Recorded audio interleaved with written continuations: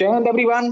स्वागत है बच्चे आप सभी का इंपॉर्टेंट कॉन्सेप्ट सीरीज में, जिसमें बच्चे आज हम डिस्कस करने वाले हैं about Atlantic meridional overturning circulation मात्र 30 मिनट के अंदर। ठीक है बच्चे, चलिए स्टार्ट करते हैं। सबसे पहले वर्ड से घबराना नहीं है, ठीक है। बहुत ही सिंपल सा कॉन्सेप्ट है, बस चीजों को ध्यान से देखते रहिएगा। मैं वादा करता हूं कि एक एक कॉन्सेप्ट एक एक पॉइंट आपको समझ में आएगा। ठीक है, हेडिंग डालिए बच्चे, Atlantic meridional overturning circulation. Overturning circulation,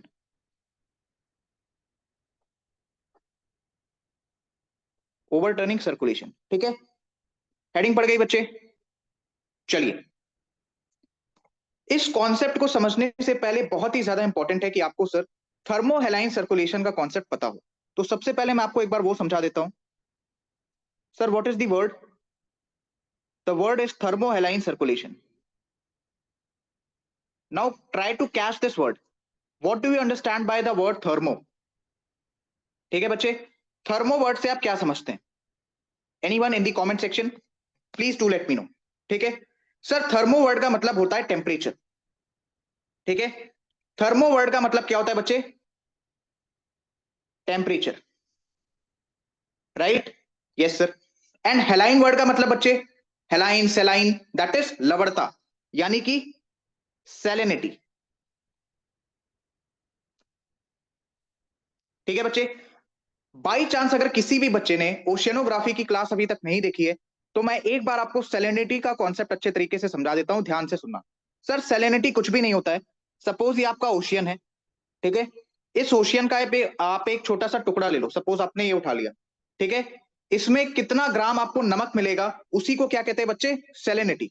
ठीक है, उसी कॉन्सेप्ट को क्या कहते हैं बच्चे? सेलेनिटी। ये ओशियन है सर, इसका हमने एक छोटा सा टुकड़ा उठाया, एंड उस छोटे से टुकड़े में या उस स्पेसिफिक एरिया में कितना ग्राम सॉल्ट प्रेजेंट है, उसी को बच्चे हम क्या कहते हैं? सेलेनिटी। क्लियर है? बताइए बच्चे, क्या हर एक बच्चे को कॉन्सेप्ट ऑफ सेलेनिटी क्लियर है? चलिए गुड। ठीक है सर, सर्कुलेशन से यहां पर मेरा क्या मतलब है, ध्यान से समझना बच्चे। जो आपका टेम्परेचर है, किसका? सी का। किसका बच्चे? सी का या फिर ओशियन का, राइट। प्लस में सेलिनिटी, किसकी बच्चे? ऑफ कोर्स ओशियन की। सेलिनिटी ऑफ ओशियन, ठीक है, सेलिनिटी ऑफ ओशियन। इनका किस तरीके से रोल है ओशियन की? क्या बच्चे? ओशियन की डेंसिटी को कंट्रोल करने में या फिर रेगुलेट करने में। ओशियन डेंसिटी, घनत्व, ठीक है बच्चे, ओशियन डेंसिटी, राइट। अब मेरी बात ध्यान से सुनना। जो समुद्र का पानी होता है, ऐसा तो है नहीं कि ये जमीन ऐसे ऊपर नीचे है एंड उस पे आपका पानी ऐसे ऊपर नीचे हो रहा है। नहीं बच्चे, जो आपका ओशियन का पानी है, ठीक है, वो कई सारे फैक्टर्स की वजह से मूव करता है, जिसमें मैंने आपको एक फैक्टर पढ़ा दिया है, दैट इज विंड। ठीक है, कि कैसे विंड की वजह से पानी एक वेव के फॉर्म में मूव कर रहा है ओशियन में। ठीक है बच्चे, उसी तरीके से यहां पर आपका कॉन्सेप्ट आता है, दैट इज टेम्परेचर ऑफ सी का along with the salinity of ocean का। अब मेरी बात ध्यान से समझिएगा, ठीक है। अब मेरी बात बच्चे ध्यान से समझिएगा एंड एक एक चीज अपने कॉपी के अंदर नोट करते रहिए। जो आपका ओशियन का वाटर है, ठीक है, जो बच्चे आपका ओशियन का वाटर है वो गर्म हो रहा है सर, हॉट। रीजन क्या है sir? What is the reason? Insolation, सूर्य ताप। सूर्य से आने वाली जो गर्मी है, ठीक है बच्चे, सूर्य ताप, इंसोलेशन, राइट। वो आपका क्या कर रहा है? बेसिकली ओशियन के पानी को गर्म कर रहा है। इतना समझ में आया? ठीक है सर, इतना समझ में आ गया। अब इससे हो क्या रहा है सर? लेवल बढ़ रहा है, ठीक है। सर जी क्या हो रहा है इससे? लेवल आपका बढ़ रहा है। किसका सर? पानी का लेवल बढ़ रहा है। क्यों बढ़ रहा है बच्चे? Due to, due to anyone? ध्यान से सुनना, ठीक है। ओशियन का वाटर बच्चे जब आपका गर्म हो रहा है, ड्यू टू दी इंसोलेशन। किसकी वजह से? इंसोलेशन की वजह से। तो जो गर्म पानी है, उसका नेचर क्या होता है कि वो ऊपर उठेगा, इस वजह से उसका लेवल बढ़ रहा है। यहां पर आप एक पॉइंट और नोट करेंगे कि बच्चे बेसिकली वो सॉल्ट को भी छोड़ रहा है, ठीक है, वो बच्चे सॉल्ट को भी छोड़ रहा है। सॉल्ट को क्यों छोड़ रहा है? इवेपोरेशन। भैया जब आपका पानी गर्म होगा, ठीक है, जब आपका पानी गर्म होगा तो एक तो वो ऊपर उठ रहा है, ठीक है सर, ये बात तो हमें समझ में आ गई, बट उसमें इवेपोरेशन भी तो हो रहा है, ठीक है, बट बच्चे उसमें इवेपोरेशन भी तो हो रहा है। इवेपोरेशन की वजह से वो जो पानी वो आपका सॉल्ट को छोड़ रहा है, राइट, वो आपके सॉल्ट को छोड़ रहा है। तो वहां पर बेसिकली क्या बन रहा है, एक साइड पे आपका लो सैलिनिटी, लो सैलिनिटी, राइट, लो सैलिनिटी, समझ में आ गया? लो सैलिनिटी। ओशियन के वाटर का नेचर कैसा होता है? वो लो टू हाई सैलिनिटी की तरफ मूव करता है, ठीक है। जो आपका ओशियन का वाटर होता है बच्चे, ओशियन वाटर, इसका नेचर क्या होता है? ये लो से हाई सैलिनिटी की तरफ जाता है, हाई सैलिनिटी की तरफ जाता है। अब आपको ये लाइन नहीं समझ में आई होगी तो इसको प्लीज ध्यान से देखना, ठीक है, इसको बच्चे प्लीज ध्यान से देखना। सुनो, जहां पर आपकी लो सैलिनिटी है, ठीक है, जहां पर बच्चे आपकी लो सैलिनिटी है, इसका मतलब वहां पर water is rising, water is rising. पानी बच्चे आपका इस तरीके से ऊपर उठ रहा है, ठीक है। अब एक जगह पर अगर ऊपर उठ रहा है तो दूसरी जगह पे नीचे बैठेगा, फिर ऊपर उठेगा फिर नीचे बैठेगा, तभी तो आपका ओशियन का पानी मूव करेगा, तभी तो वहां पर वेव फॉर्मेट जनरेट होगी। आई समझ?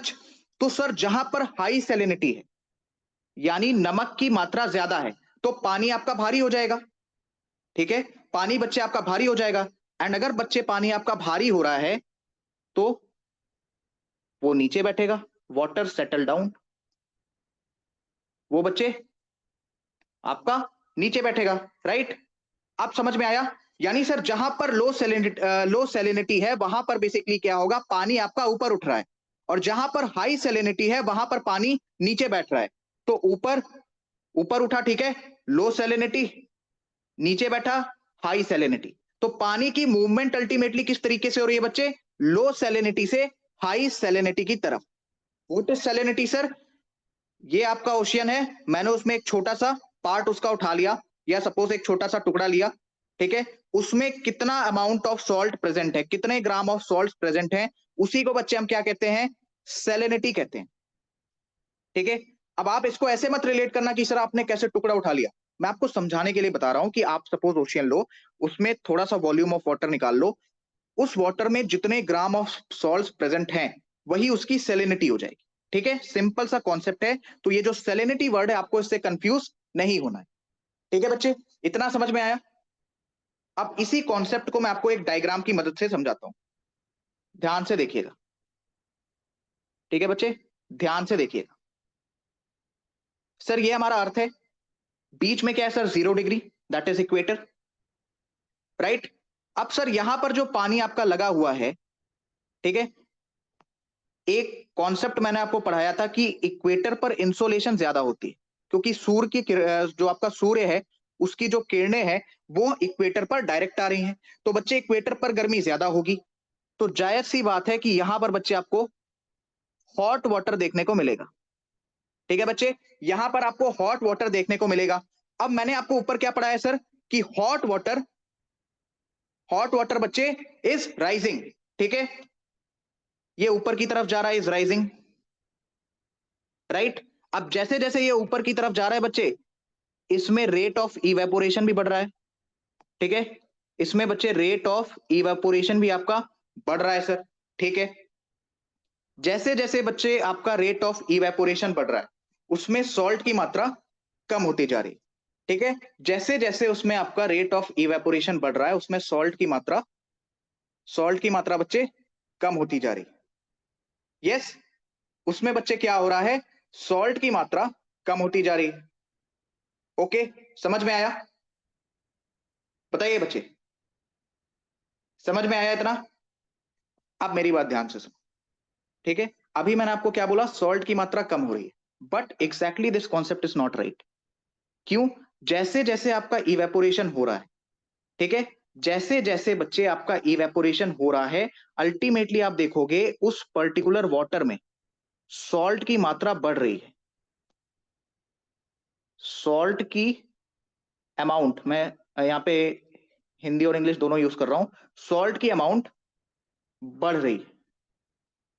ठीक है बच्चे, सॉल्ट की अमाउंट बढ़ रही है, राइट। अब कई बार एग्जामिनेशन में बच्चे इस छोटे से कॉन्सेप्ट को गलत करते हैं, इसीलिए मैंने पहले आपको गलत वाला बता दिया। सॉल्ट की अमाउंट इस पर्टिकुलर वाटर में बढ़ रही है। ठीक है, यानी कि सर जैसे जैसे इवेपोरेशन हो रहा है, जैसे जैसे इवेपोरेशन हो रहा है, वो सॉल्ट को छोड़ रहा है। सॉल्ट छोड़ रहा है। एंड जो आपका सॉल्ट छोड़ रहा है, वो बेसिकली कहां पर है? वो पानी में ही तो है। तो पानी में अल्टीमेटली सॉल्ट की मात्रा क्या होगी? बताइए सर, पानी में सॉल्ट की मात्रा क्या होगी? सॉल्ट की अमाउंट पानी में क्या होगी बच्चे? पानी में ये आपकी बढ़ेगी। ठीक है, तो मेरा एक छोटा सा कॉन्सेप्ट आप अपने दिमाग में अच्छे तरीके से बैठा लीजिए कि जैसे जैसे आपका इवेपोरेशन हो रहा है, इस पर्टिकुलर वाटर में बच्चे अमाउंट ऑफ सॉल्ट बढ़ रहा है। अमाउंट ऑफ सॉल्ट क्या हो रहा है बच्चे? अमाउंट ऑफ सॉल्ट आपका बढ़ रहा है। अब जैसे जैसे बच्चे ये पानी पोल की तरफ पहुंचेगा, पोल पे कंडीशन क्या होती है? ठीक है, पोल पे बच्चे कंडीशन क्या होती है? एनीवन? सर पोल पे आपका इंसोलेशन कम है, जिसकी वजह से वहां पर टेम्परेचर भी कम होगा। अभी आपने हमें पढ़ाया था कि जो ठंडा पानी है वो नीचे बैठता है। बिल्कुल सही सर, ठंडा पानी आपका नीचे बैठता है। ऊपर से उसमें अमाउंट ऑफ सॉल्ट भी बढ़ता जा रहा है। जैसे जैसे वो पोल की तरफ जा रहा है, उसमें अमाउंट ऑफ सॉल्ट भी बढ़ता जा रहा है। तो पोल्स पे जाने के बाद बच्चे क्या होगा? पोल्स पे जाने के बाद बच्चे क्या होगा? सबसे पहले तो जो आपका वाटर है, इसमें दो चीजें होंगी। पहली, हाई सेलेनिटी। पहली बच्चे, हाई सेलेनिटी। ठीक है, दूसरा क्या होगा बच्चे? एनीवन? सर पहली तो आपकी होगी हाई सेलेनिटी, एंड दूसरा बच्चे आपका क्या होगा? ये पानी ठंडा हो जाएगा, जिसकी वजह से पोल्स पे आपका जो पानी है it will be settle down. Pole पे बच्चे आपका जो पानी है it will be settle down. अब ध्यान से आप इस सर्कुलेशन को समझिए कि एक साइड पानी नीचे बैठ रहा है, एक साइड पानी आपका ऊपर उठ रहा है। ठीक है, और इसी तरीके से ये सर्कुलेशन चलती रहती है। नीचे बैठा, ऊपर उठा, फिर ऊपर उठा, वापस नीचे बैठा, फिर ऊपर उठा, वापस नीचे बैठा। और इसी सर्कुलेशन को बच्चे आप क्या कहते हो? Atlantic meridional overturning circulation. अब थोड़ा सा हम शब्दों के ऊपर काम करते हैं। ठीक है, थोड़ा सा बच्चे हम शब्दों के ऊपर काम करते हैं। वापस यहां पर टॉपिक लिखिए, that is Atlantic meridional overturning overturning circulation. वहां पे उस कॉन्सेप्ट को प्लीज याद रखिएगा। ठीक है, उस कॉन्सेप्ट को प्लीज याद रखिएगा बच्चे की जब आपका इवेपोरेशन हो रहा है तो सॉल्ट को वो छोड़ रहा है, ये बात सही है। बट वो सॉल्ट अल्टीमेटली बैठ कहां पे रहा है? पानी में। ठीक है, पानी इवेपोरेट हो रहा है लेकिन सॉल्ट बैठ रहा है, तो salt rest of the water में एड ऑन हो जाएगा। जब एड ऑन होगा तो वाटर की सैलिनिटी बढ़ेगी। इस कॉन्सेप्ट को प्लीज याद रखना, यूपीएससी यहां से आपको घुमा सकती है। ठीक है बच्चे, इस कॉन्सेप्ट को प्लीज याद रखिएगा। इसीलिए मैंने आपको पहले ही आगाह कर दिया गलत वाला कॉन्सेप्ट बता के कि यहां पर गलत कॉन्सेप्ट कैसे काम कर रहा है। ठीक है, और सही वाला कॉन्सेप्ट भी आप अपने कॉपी के अंदर साथ के साथ नोट कर लीजिएगा। चलिए बच्चे, थोड़ा सा सर शब्दों के ऊपर काम करते हैं। एटलांटिक से मेरा क्या मतलब है? Definitely I am talking about Atlantic Ocean. ठीक है, डेफिनेटली बच्चे I am talking about Atlantic Ocean. Meridional से बच्चे वो कुछ प्राइम मेरिडियन वाला पैटर्न आप पकड़ सकते हो। It is not exactly prime meridian, but यहां पर आप प्राइम मेरिडियन वाला पैटर्न पकड़ सकते हो कि सर इस तरीके से आपका पैटर्न बन रहा है। ओवरटर्निंग मतलब, ओवरटर्निंग मतलब बच्चे घूमकर वापस आ रहा है। Returning, returning. ठीक है, जैसा कि अभी मैंने आपको ऊपर समझाया कि बच्चे पोल पे आपका पानी सेलेनिटी की वजह से, हाई सेलेनिटी की वजह से और हाई टेम्परेचर की वजह से पोल पर पानी नीचे बैठ रहा है। वहीं पर इक्वेटर पे इंसोलेशन की वजह से एंड इवेपोरेशन की वजह से पानी ऊपर उठ रहा है। ठीक है बच्चे, पानी आपका ऊपर उठ रहा है, hot water is rising and cold air is sinking. और ये जब आपका पूरा सर्कुलेशन बन रहा है, ये जब आपका पैटर्न लगातार रिपीट हो रहा है, ठीक है, इसी को बच्चे आप क्या कहते हो, अटलांटिक मेरिडियनल ओवरटर्निंग सर्कुलेशन। ठीक है, एक छोटे से एग्जांपल के थ्रू मैं आपको वापस समझाने की कोशिश करता हूं। सपोज ये आपका इक्वेटर है, इक्वेटर पे बच्चे क्या कंडीशन बन रही है, इक्वेटर पे बच्चे क्या कंडीशन बन रही है, ध्यान से समझना। जो आपका वाटर है, it is rising, right, water is rising, आई समझ। इक्वेटर पे बच्चे आपका पानी ऊपर उठ रहा है, वहीं पर बच्चे पोल पे, पोल पर क्या सीन है सर, पोल पर आपका पानी नीचे बैठ रहा है, वाटर सेटल डाउन, या आप इसको सिंकिंग टर्म भी आप इसके लिए यूज कर सकते हो। ठीक है, जब ये साइकिल बन जाती है, ये प्रोसेस आपका कॉन्टिन्यूअसली रिपीट होने लगता है। ठीक है, इसी को बच्चे आप क्या कहते हो, over turning circulation, over turning circulation. ठीक है, एंड ये जिस पैटर्न में हो रहा है, ये जिस पैटर्न में बच्चे आ रहा है, इसी पैटर्न के लिए आप टर्म यूज कर रहे हो मेरिडियनल, बिकॉज ये कहीं ना कहीं आपको प्राइम मेरिडियन के पैटर्न का दिखेगा। ये घटनाक्रम चल कहां पर रहा है, अटलांटिक ओशियन। तो आई होप आपको ये वर्ड समझ में आ गया होगा, that is Atlantic meridional overturning and circulation. Clear है बच्चे, बताइए सर, क्लियर है। चलो, इस डायग्राम के थ्रू भी आप चीजें ऑब्जर्व कर सकते हो। इस डायग्राम को हम थोड़ा सा बाद में देखेंगे। अब सबसे पहले बच्चे हम ये देख लेते हैं कि इतना सब सर हमने पढ़ा क्यों। ठीक है, इतना सब सर हमने पढ़ा क्यों, व्हाट इज द सिग्निफिकेंस। ठीक है, व्हाट इज द सिग्निफिकेंस, इसका सिग्निफिकेंस क्या है। ठीक है, ध्यान से सुनना। जो आपका वार्म वाटर है, यानी कि जो आपका गर्म वाला पानी, ड्यू टू इंसोलेशन, ठीक है, वो बेसिकली ऊपर उठ रहा है, वो बेसिकली बच्चे क्या हो रहा है, ऊपर उठ रहा है, शिफ्टिंग टूवर्ड्स नॉर्थ। ठीक है, शिफ्टिंग टूवर्ड्स नॉर्थ। जैसे जैसे बच्चे वो आपका नॉर्थ में जा रहा है, इवेपोरेशन उसमें क्या हो रही है भैया, इंक्रीज हो रही है।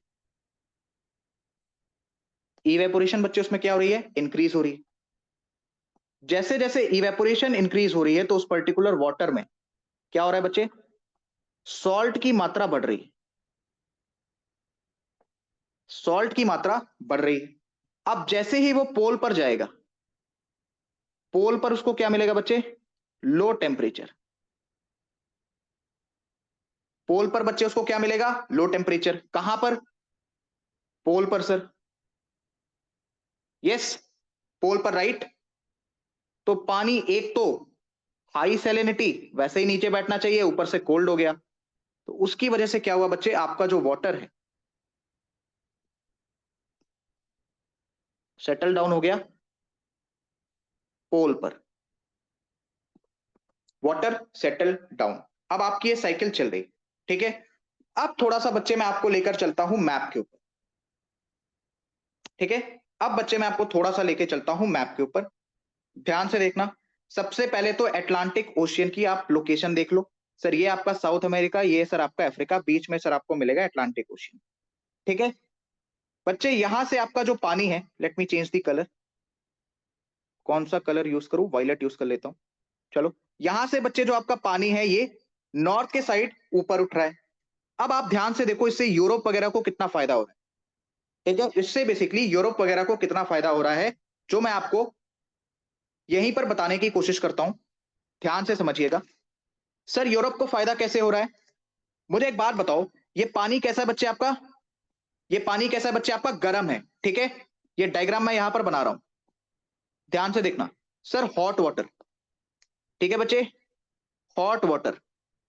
अगर आपने ओशियन करंट्स वाला टॉपिक पढ़ा हो, तो वहां पर मैंने आपको बताया था कि अगर हॉट वाटर आ रहा है, तो यहां पर आपको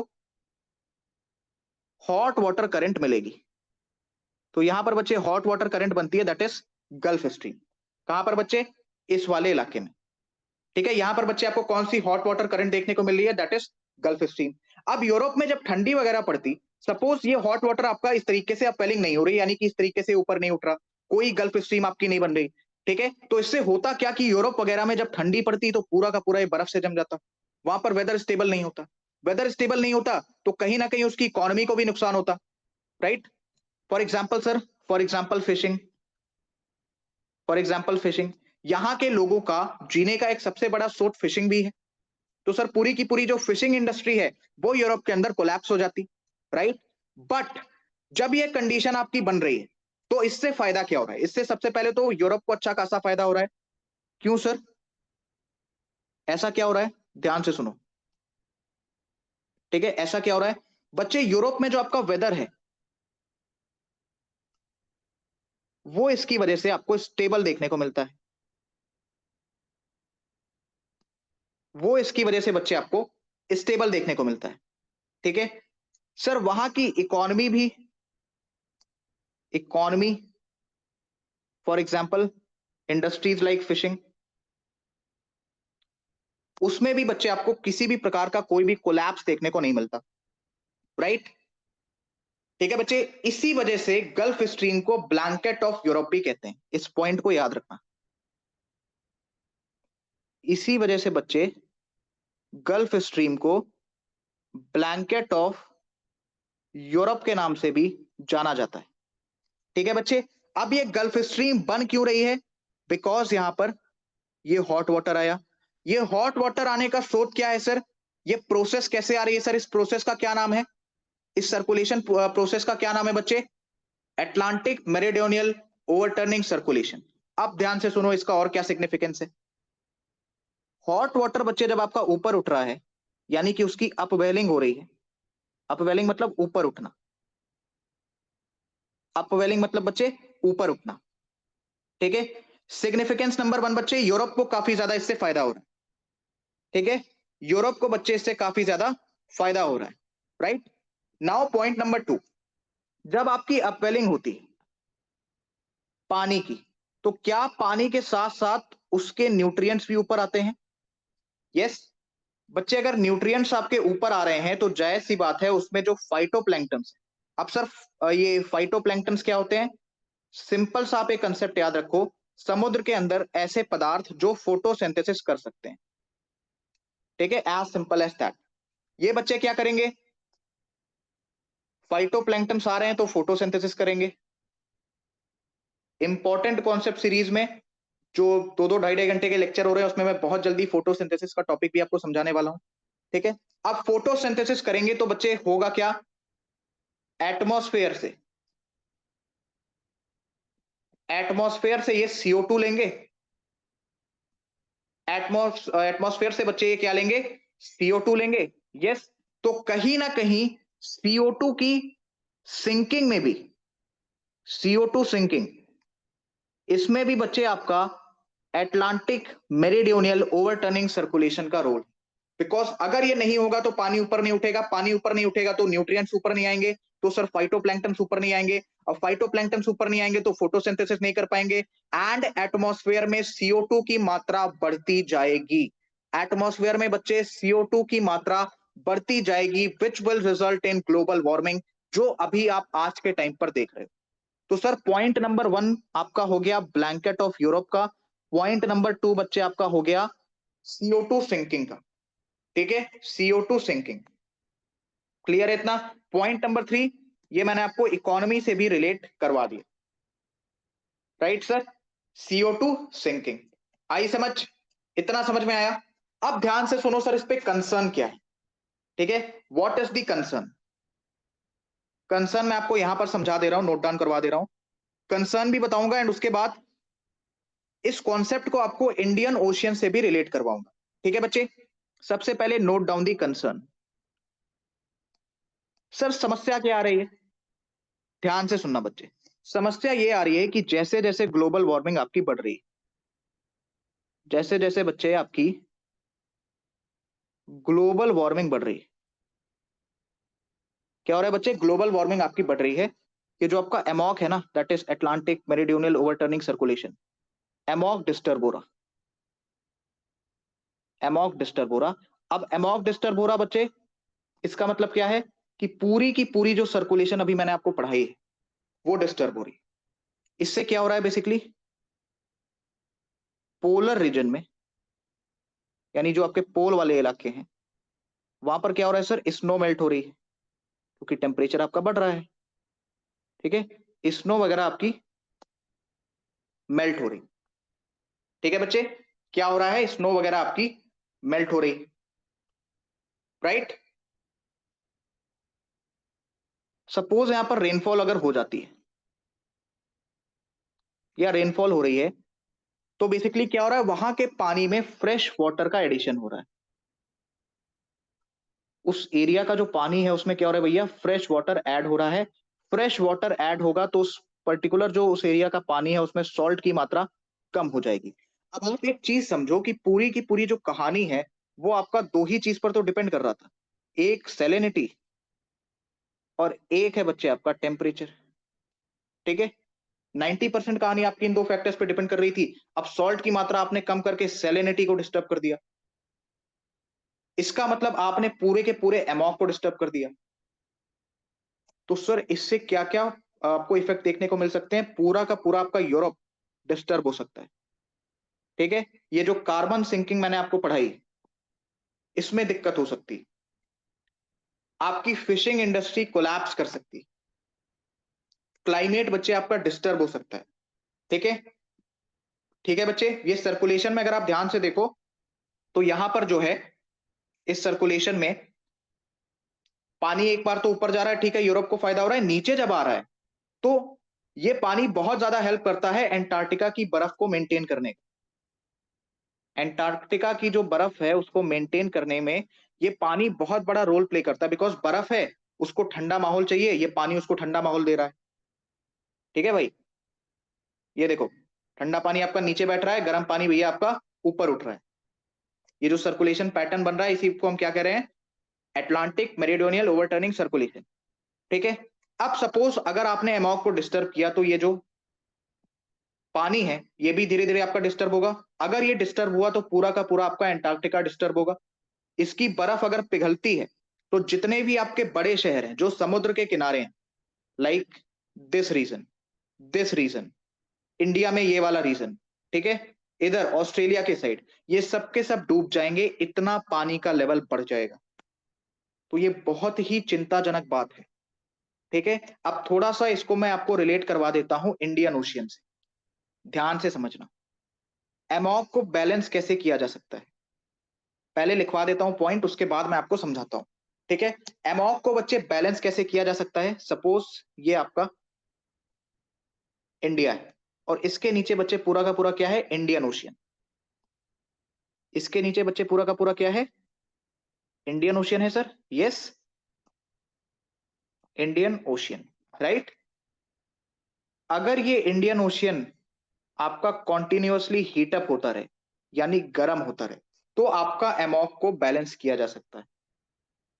कैसे वो भी मैं आपको समझा रहा हूं। Amok can be balanced.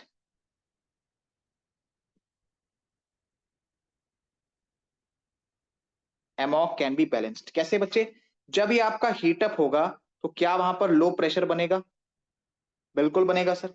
क्या वहां पर लो प्रेशर बनेगा, तो जो भी आपकी मॉइस्चर वगैरह है, जो भी बच्चे आपकी नमी है, जिसे आप मॉइस्चर भी कहते हो, वो आसपास के क्षेत्रों से यहां पर आएगी, आसपास के क्षेत्रों से यहां पर आएगी। तो ऐसा माना जाता है कि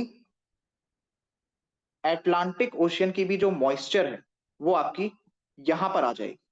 तो इससे क्या होगा बच्चे, रेनफॉल नहीं होगी। ठीक है, अटलांटिक ओशन के आसपास रीजन में रेनफॉल आपको देखने को नहीं मिलेगी। जब रेनफॉल नहीं होगी तो अल्टीमेटली क्या होगा, जो सेलेनिटी है वो आपकी मेंटेन रहेगी, क्योंकि फ्रेश वाटर तो ऐड ही नहीं हो रहा, सेलेनिटी आपकी मेंटेन रहेगी, राइट, क्योंकि फ्रेश वाटर तो ऐड ही नहीं हो रहा। जब फ्रेश वाटर आपका ऐड नहीं होगा, भाई रेनफॉल कर क्या रहा था, फ्रेश वाटर को ऐड कर रहा था। अब रेनफॉल आपने खत्म कर दी, उसको बैलेंस कर ली, तो सेलेनिटी आपकी मेंटेन रहेगी, बिकॉज उसको फ्रेश वाटर नहीं मिल रहा। समझ में आ गया। तो इस तरीके से आप एमॉक को बैलेंस कर सकते हो, बट इससे इंडियन ओशियन भी आपका इफेक्ट होगा।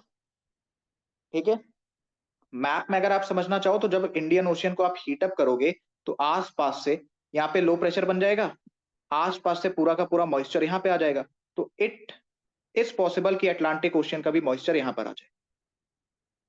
ठीक है, जब ऐसा होगा तो यहाँ पर बारिश नहीं होगी, बारिश नहीं होगी तो जो उसकी सैलिनिटी है वो आपकी मेंटेन रहेगी। तो सिग्निफिकेंस भी आपको समझ में आ गया, प्रॉब्लम भी आपको समझ में आ गई कि कैसे ग्लोबल वार्मिंग इस चीज को इफेक्ट कर रहा है।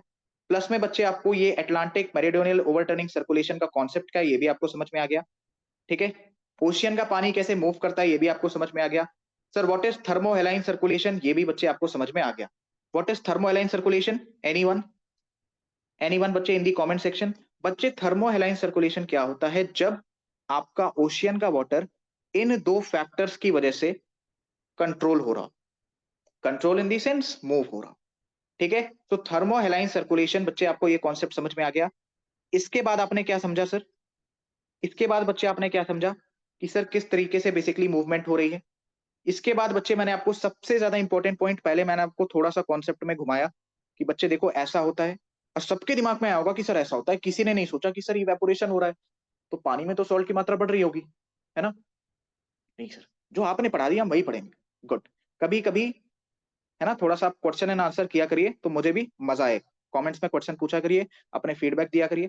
खैर, तो सर यहाँ पर जब पानी आपका ऊपर उठ रहा है, ठीक है सर, इवेपोरेशन हो रही है मानते हैं, बट सॉल्ट छोड़ रहा है, वो सॉल्ट को छोड़ रहा है, सॉल्ट छोड़ रहा है, इसका मतलब सॉल्ट की अमाउंट पानी में बढ़ेगी।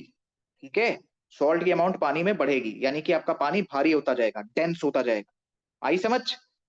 उसके बाद बच्चे आपने वर्ड के ऊपर अपनी अंडरस्टैंडिंग बनाई, उसके बाद बच्चे आपने उसका सिग्निफिकेंस देखा, उसके बाद बच्चे आपने मैप के थ्रू उसको समझा, आफ्टर दैट आपने कंसर्न देखा एंड निवारण देखा। तो बच्चे हम आपसे मिलेंगे नेक्स्ट लेक्चर के अंदर।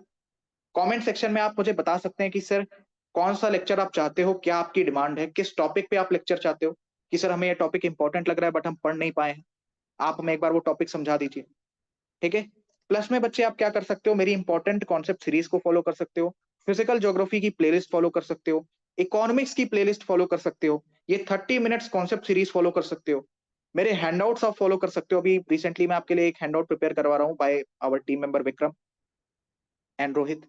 ठीक है, हैंडआउट का नाम है बच्चे साइंस एंड टेक की important news along with that surprise है। ठीक है, जैसे ही आपका हैंडआउट बन जाएगा मैं आपके पास भिजवा दूंगा।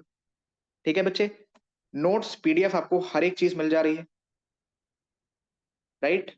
इसके सिवा इंपॉर्टेंट कॉन्सेप्ट सीरीज, ये 30 मिनट्स कॉन्सेप्ट सीरीज एग्जाम तक चलती रहेगी, है ना। ये आपकी सर खत्म होगी 10 तारीख को। 11 तारीख को बच्चे मेरी एक वीडियो आएगी कि आपको पेपर कैसे अटेम्प्ट करना है। ठीक है, पेपर में आपकी क्या स्ट्रैटेजी होनी चाहिए। प्लस में 11 तारीख को एक वीडियो आएगी सर करंट अफेयर्स की, वो वीडियो लाइव होगी। ठीक है, 11 तारीख को बच्चे करंट अफेयर्स की एक वीडियो आएगी जिसमें मैं टॉप मोस्ट 50 क्वेश्चंस आपको करवाऊंगा। करंट अफेयर्स में कुछ भी नहीं किया तो वो वीडियो के ऊपर आप पूरा का पूरा, है ना, कह सकते हो कि डिपेंडेंट रह सकते हो, राइट। मैक्सिमम क्वेश्चन आपके उस वीडियो में से आने के चांसेस रहेंगे। तो ये मैं करवाऊंगा 11 तारीख को, और 13 को बच्चे आपका पेपर है। ठीक है, तो यूट्यूब पर याद रखना मेरी क्लासेस आती रहेंगी 10 तारीख तक। ठीक है, 10 तारीख के बाद नो क्लासेस, उसके बाद बच्चे कुछ कॉन्सेप्ट की वीडियोस मैं डालता रहूंगा, एंड उसके बाद 1 मई से हमारा नया बैच स्टार्ट हो जाएगा। ठीक है, 1 मई से बच्चे हमारा नया बैच स्टार्ट हो जाएगा, तो उसकी भी इंफॉर्मेशन आपको मिल जाएगी। तो चलिए बच्चे, मिलते हैं आपसे तब नेक्स्ट लेक्चर में, तब तक के लिए जय हिंद। अगर लेक्चर पसंद आया, चीजें आपको अच्छे तरीके से समझ में आई, तो प्लीज अपना एक फीडबैक, वैल्यूएबल फीडबैक दीजिएगा इन दी कमेंट सेक्शन। ठीक है बच्चे, ध्यान रखिए और पढ़ाई करते रहिए।